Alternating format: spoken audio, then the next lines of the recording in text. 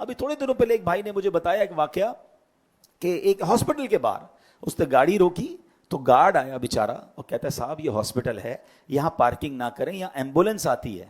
اس بندے نے باہر نکل کر جو گالیاں دی اس گارڈ کو, اور کہتا ہے تمہاری پورے مہینے کی جتنی تنخواہ ہے نا, ایک دن کا میرا کھانا ہے اتنا. یار یہ اتنا تکبر ہے لوگوں میں. وہ بندہ جو بیچارہ دیکھ رہا کہہ رہا میری طبیعت خراب ہو گئی. میں سوچنے لگا کہ یہ اللہ کو جواب کیا دے گا, اس قدر ذلیل کر رہا ہے اس بیچارے غریب آدمی کو.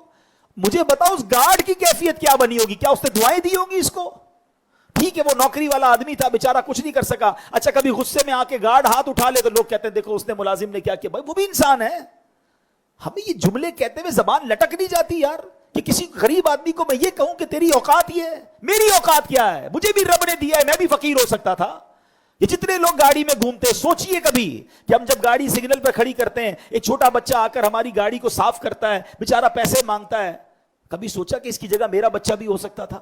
میں نے ایسا کیا کمال کیا کہ اللہ نے مجھے گاڑی والا بنا دیا؟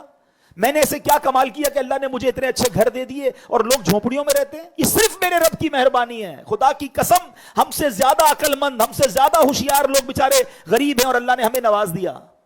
جب رب نوازے نا تو بندہ جھکتا ہے, بندہ شکر گزار ہوتا ہے, عاجزی اختیار کرتا ہے. یہ تکبر آ جاتا ہے. کتنا دل توڑتے ہیں لوگ غریبوں کا, سوچتے نہیں ہیں. کبھی زندگی میں یہ کام مت کیجئے گا, برباد ہو جائیں گے. کسی غریب کی ہائی لگ گئی نا, اللہ مظلوم کے ساتھ ہے.